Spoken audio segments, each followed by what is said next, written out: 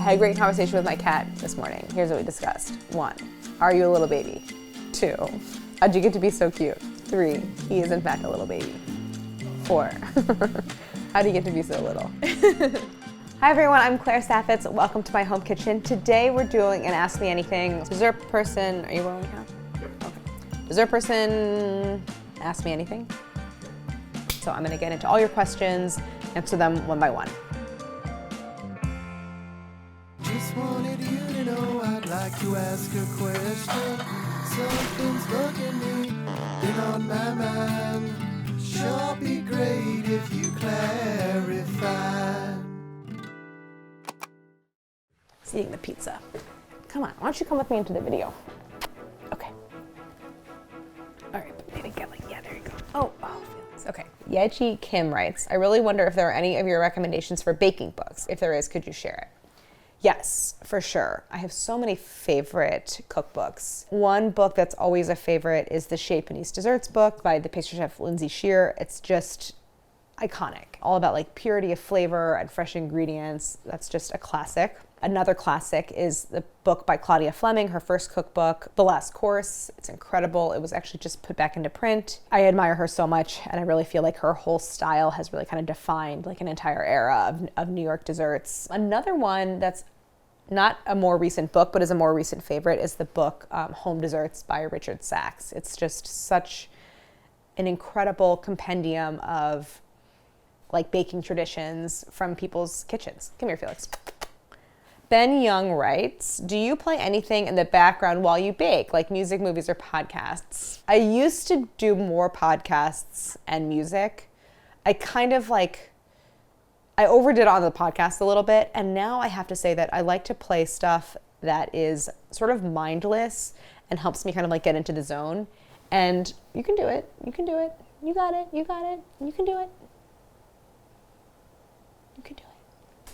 Oh, good kitty. For dessert person, I developed the recipes during the day like a normal human. And I would do a lot of podcasts. Then I would listen to music. I love classic rock. I would do like Tom Petty or Fleetwood Mac. That's always great. And then with What's for Dessert, I got on this really weird schedule where I was recipe testing at night and I would watch television in the background because I had like a TV like right opposite the kitchen where I can look. And I watched so much Bravo, which is just my favorite. Harris and I kind of compromised. So it was like, we'll put on like Family Guy or South Park, a lot of Law and Order. Do you think of Elliot Stabler every time you say stabilize? No, but now I will. So yeah, Bravo or anything like true crimey or yeah. Creatrix Tierra says, hi, my kitchen is tiny and doesn't really have space for a stand mixer. Are there smaller options that are still viable for baking? Kneading dough by hand takes forever. I understand this. I will say What's for Dessert really speaks to this issue because there is no stand mixer required. And I just, as a baker, like to do stuff by hand. So I totally understand not having big pieces of equipment that have a large footprint. It's just wasteful. Like you take up valuable counter space. So I understand that. But I do think that just like a good quality hand mixer, it doesn't take up a lot of space. For the most part, it can do whatever a stand mixer can do. And as far as kneading dough by hand, I would just keep doing it and it'll get easier as you go because there's not really something to replace that. Or you can just try some like no knead breads. Those are great too. Maxine Headroom. What are good things to bake if you're only baking for one person? I'd love to make a layer cake or big batches of cookies, but there's no way I'd finish them before they went stale. Let's talk about cookies for a minute. The best possible thing you could do for yourself is make cookie dough and portion it and freeze it. You can bake literally one cookie at a time. And so you're like 15 minutes away from enjoying a warm, freshly baked cookie for one whenever you want. You can do something called IQF, individual quick freeze, where you can portion everything onto a baking sheet, cover it, throw it in the freezer. And then when it's frozen solid, you can break them all up and put them in a bag and just stuff them in the back of the freezer. As far as cake, I still recommend using your freezer, but it wouldn't necessarily be for a layer cake, but you can make like an oil-based loaf cake and freeze individual slices and take it out and just like zap it in the microwave. So I don't think it's necessarily worth the effort to bake like one cupcake at a time or something like that. And recipes often don't scale down effectively to make such a small quantity, but just use the freezer. That's your friend. I have tons of stuff stashed in my freezer. Robert Lois, do you have a favorite scene from a movie or show where the food is shown perfectly? Also shout out to ma petite amie, Amy.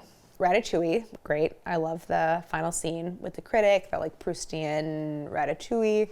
So Vinny cued me in that there is like a split second where you can see dessert person on like the shelf above the pastry chef station in the series The Bear, which is awesome. Like I've never been so flattered.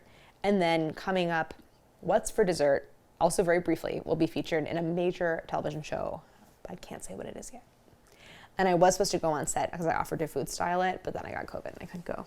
Jessica, how do I talk my husband into letting us keep chickens? Love your bids. Oh, Jessica. Aside from even the fact that you're like getting eggs from them, they're charming, they're sweet, they have personalities, depending on the breed and time of year. You get eggs from them and it's just like, what a gift every day to go out to your coop to find eggs. And then you don't have to participate in supporting factory farming. And once you have chickens, you think about the conditions that most chickens are in a factory farm, and it's like hard to think about because these are animals that love to free range. They eat insects, they eat all of your kitchen scraps. Yes, there's maintenance and work and maybe you pay for feed or whatever, but like you get so much more back. My sister talks about how it's like multi-species households are like a good thing, you know, they're wonderful animals. I love them. I'd love to know the behind the scenes of making your show. Examples, how early do you start? Not that early. How many recipes do you make in a day? How many versions do you have to make? Do you have to change outfits multiple times in an episode? Really early on, I would like put on a different shirt for the afternoon episode. And then I was just like, why are we doing this? Like, I'm not trying to make it look like it's a different day. I don't care if people know that we shoot 2 episodes a day. It doesn't matter. So here's how we break it down. We usually shoot 5 days in a row. So we kind of batch shoot a bunch of episodes. 2 episodes a day, 1 in the morning, 1 in the afternoon. We break for lunch. It's kind of like Camp YouTube because Vinny and Cal wave. Hi, Vinny and Cal. This time they're staying like super close, like walking distance, so we get to like hang out a lot, and it really is like breakfast, lunch, and dinner in the cabin. And in terms of how many versions I make of a thing, if I'm making something that doesn't need a long chilling time or time to cool, I'll just make it straight through, and then I have just that one version of the dish. If there is some step that takes a long time, I'll set it up the night before. So we wrap, usually, you know, in the early evening, I hang out and have dinner, and then sort of when everyone like retires for the evening, I prep for the next day.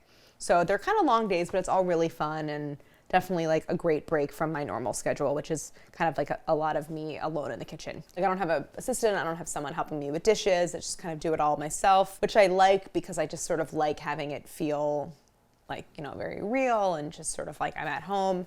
I will say that yesterday I ran the dishwasher 4 times. So it is like a lot of like dishes and just staying organized and everything. There is no movie magic beyond just a swap. That's something that I had made already. And you know, here's the cooled version, that kind of thing. So yeah, it's very, what you see is what you get. From Mia Rose 98. If you weren't a professional baker, what would you be doing instead?